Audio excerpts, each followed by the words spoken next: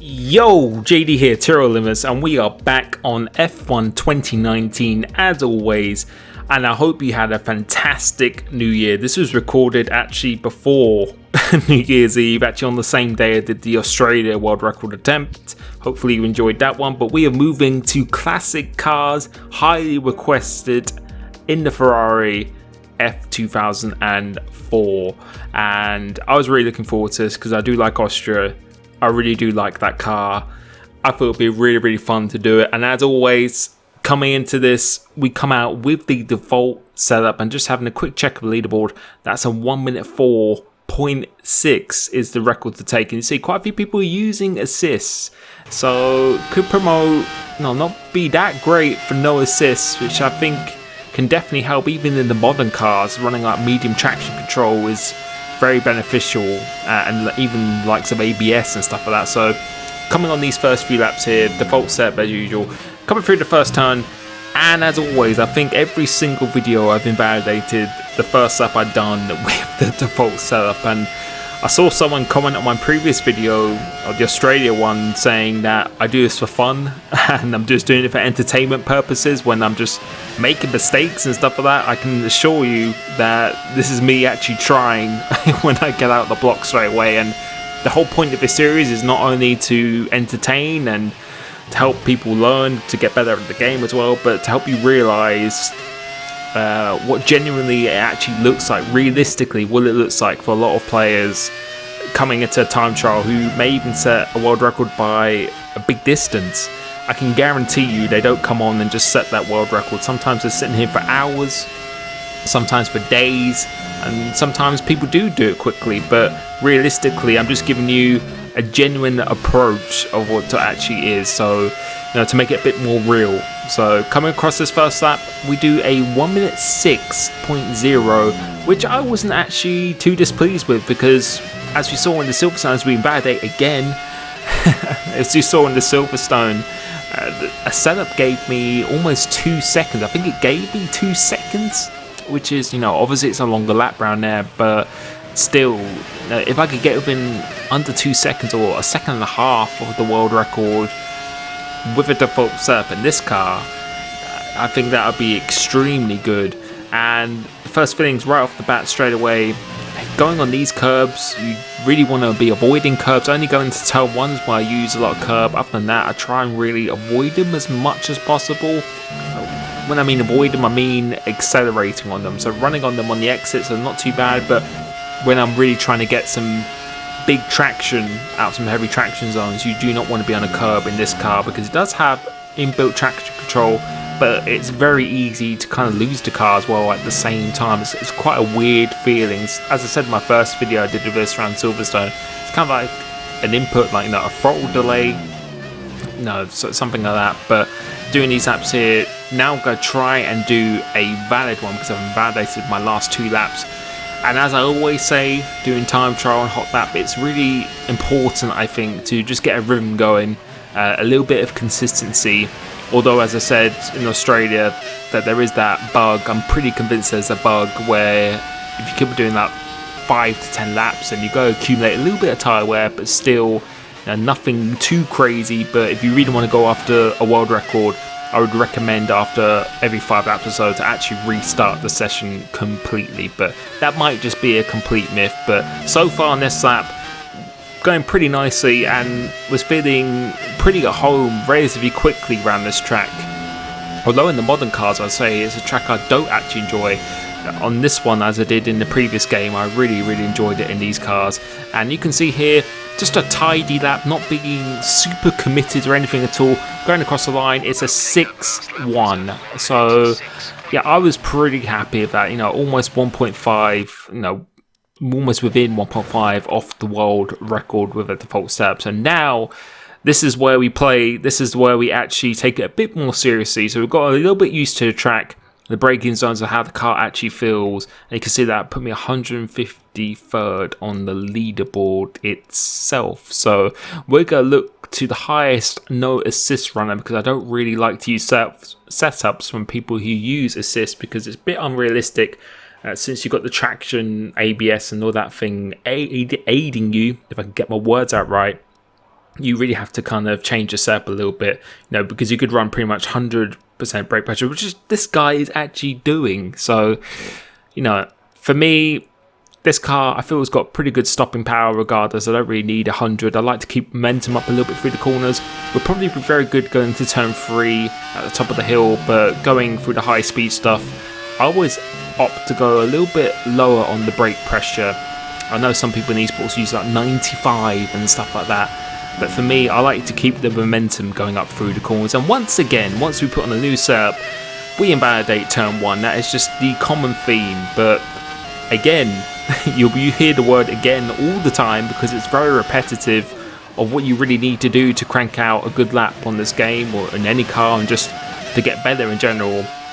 You just need to keep that rhythm going. You just need to keep going, and once you get in a flow, that's when you can start restarting the session, because you already know how the car feels, and just getting that muscle memory down, very, very important to get that right. Just get that repetitiveness inbuilt into you, and you can see how much time we are gaining with a setup straight away, close to almost a second. So 9 tenths coming up quickly to that is 1 second, and you can see the lap was not mind-blowing or anything whatsoever.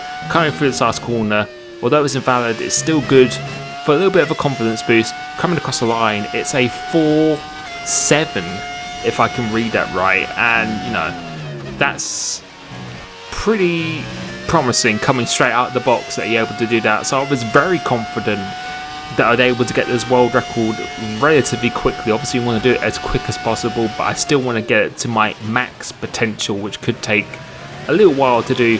This corner that I just went through is very, very challenging. It's kind of like the first sector at Silverstone, where if you carry a little bit too much speed, like going to these corners, this car doesn't like carrying speed in slow speed corners because the rear end just wants to go somewhere else. You really need to control it and really have the discipline to go slow and trust your car and yourself that you'll go get a much better exit if you actually slow the car down properly, because it doesn't like going through slow corners at high speed. It likes high speed corners like this, but it does not like really tight corners at high speed. It just doesn't like it. Even if the front goes in, the rear just doesn't want to know whatsoever in this car. And you can see doing another 4.7, so getting the consistency down, and right now was starting to feel really, really nice in this car. So restarting the session now, or not restarting the session, just restarting the lap.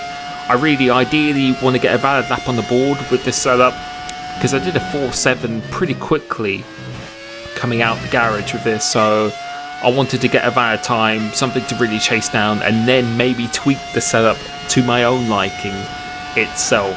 But coming into this corner here now, let's see what we can do. So going about 45 miles per hour in here, and yes, I am using miles per hour because I am from the UK. A lot of people were telling me to change that, but I am from the UK, so I am using miles per hour. But going through this corner, I kept on going on the curb on the exit of this, which is again not ideal whatsoever. But going through here, some people will shift down to third gear, but I like to keep it in fourth, just to minimise any risk of losing any traction. Very difficult corner on the exit, it's very harsh on track limits going through here. But my two favourite corners of the track are these two, coming up carrying so much speed through there in these cars. It would have been an absolute joy to drive this car around this track. And coming across the line, it's a 4.9, so again, being quite conservative, but this was the corner that was really troubling me. Going through here again, it's really weird. It's really weird how you have to do it. So I decided to go back into the pits because I felt I actually needed more change of direction speed, despite losing a little bit in that corner. I probably felt that was down to myself just carrying too much speed, not really the setup. But I really wanted a car that was a little bit more pointy. It just felt a little bit too understeery for my liking. So you'll be able to see the rear suspension, I'm raising that just to get a little bit of more rotation in here. And then lowering the front anti-roll bar again to get a little bit more rotation. And I think keeping the ride height, quite like that. Keeping the brake bars, actually making it go further forward to actually give me a little bit more stability. So as I always say, if I'm changing something to give me more turning, that's going to give me a little bit more oversteer. I try and counter that by changing another element of the setup to really kind of balance it out a little bit more. So going through here, it just didn't feel good at all. Straight away, it just didn't feel good. So I go straight back to the pits and change my wing, and I think that's it. I don't think I'm really going to change too much else. Actually making it 1010s and making it a little bit more balanced when it's rotating. But yeah, initially I just didn't feel good at all going through turn 1, and I started to get in a little bit of a rut, really, meaning that I was kind of stuck at a 4.9 despite doing a 4.7 straight out the blocks.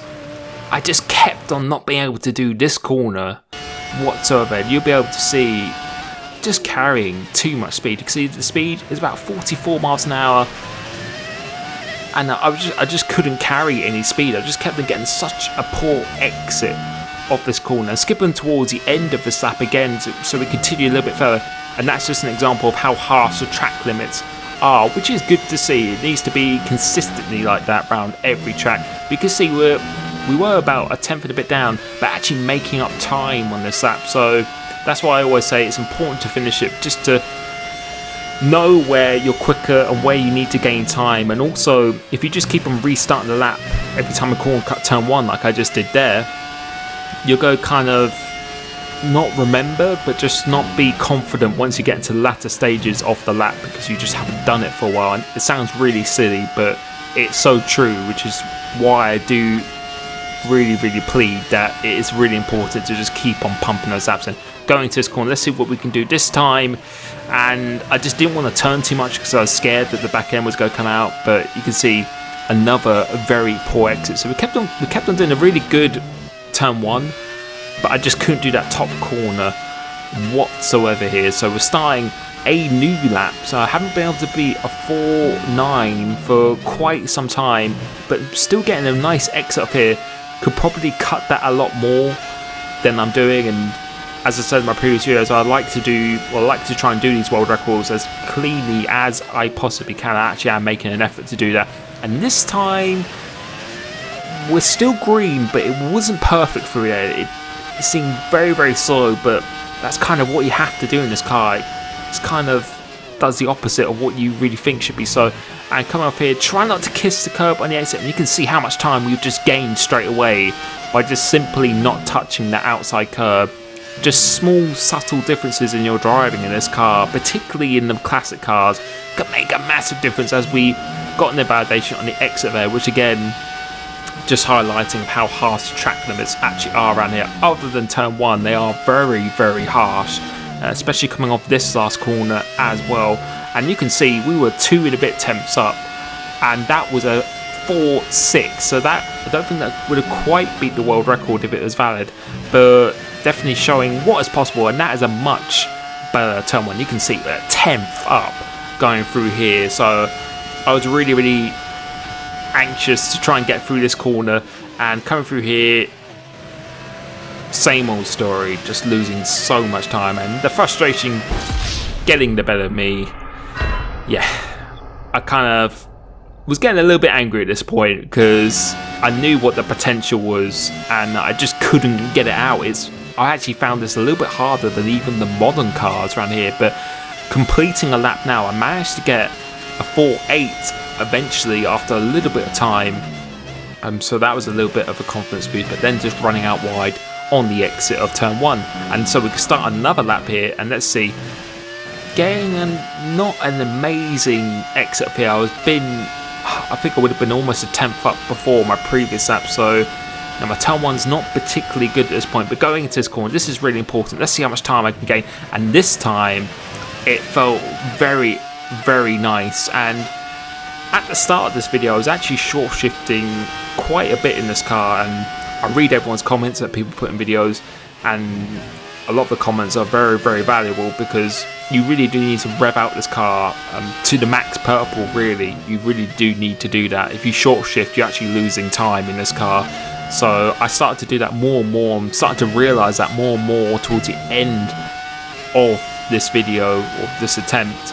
And you can see well over a 10th up going into this, taking it pretty nicely, going through this last corner. Sometimes you go down to 3rd gear, but again, I think that's the first time I invalidated on the exit, and that's another 4.6. And I was starting to panic at this point. I was thinking, after doing a 4.7 so easily, coming out the blocks, and then really struggling to beat a 4.6 when I felt it would have been very, very easy to do. That's why you can't really underestimate it, and that's why I don't really do more than 45 minutes to an hour sessions, because I kind of feel you're kind of going against yourself too much, as we then finally put in a 5.99, which I can confirm is quick enough to beat the world record, but I still wasn't satisfied with that. The new leaderboard says I'm in 4th, but I am definitely in 1st. It just doesn't update itself properly. So now I started to get a bit more rhythm, and going through here much better. And you can see really revving out the gears, revving it to the full purple. You can see just by doing that turn so much better. I've just gained a massive amount of time going through here, but going out wide here, that was not a good corner at all.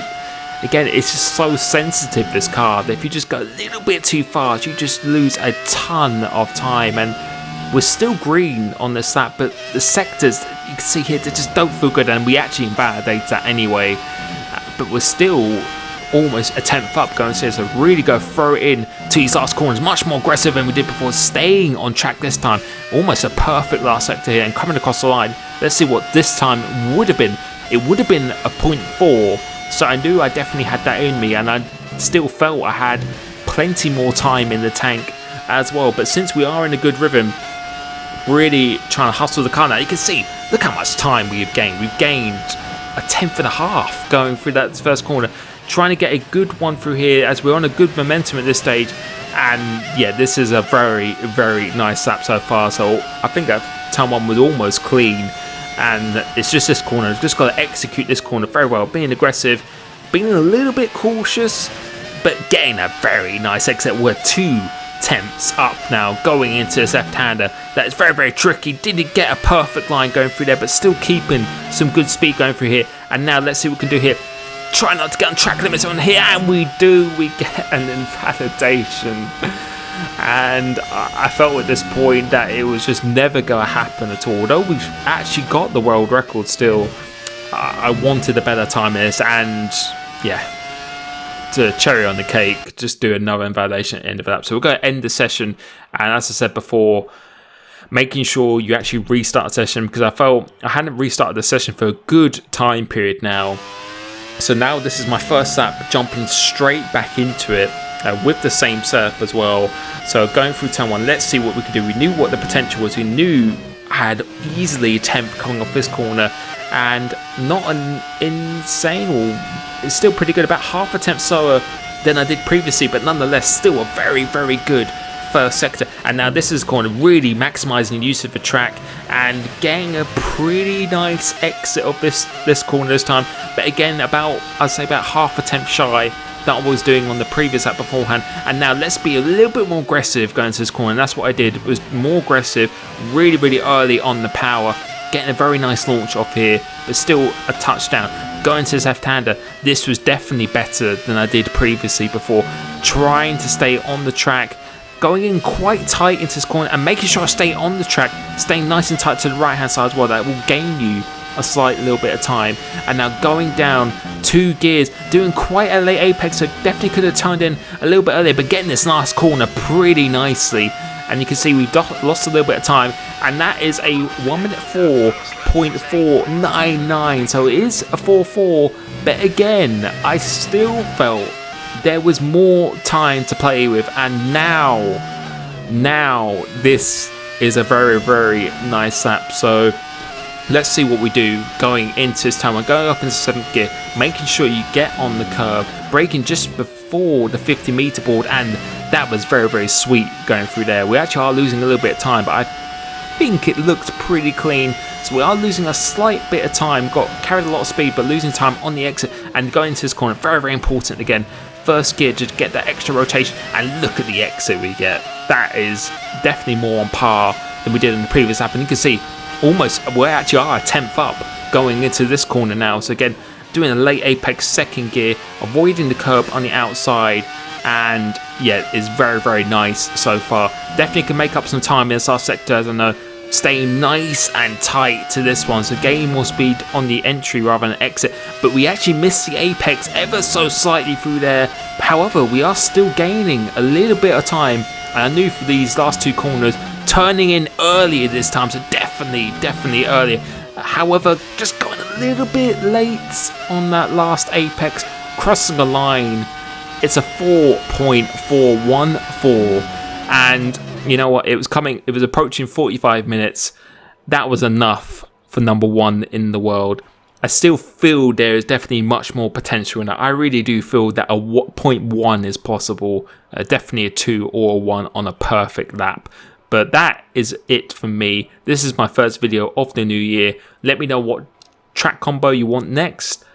Open to any suggestions. Most likely it will be Monaco or something like that.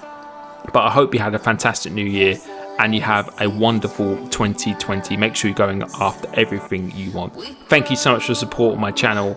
It means the world to me, and I will catch you very soon. Peace.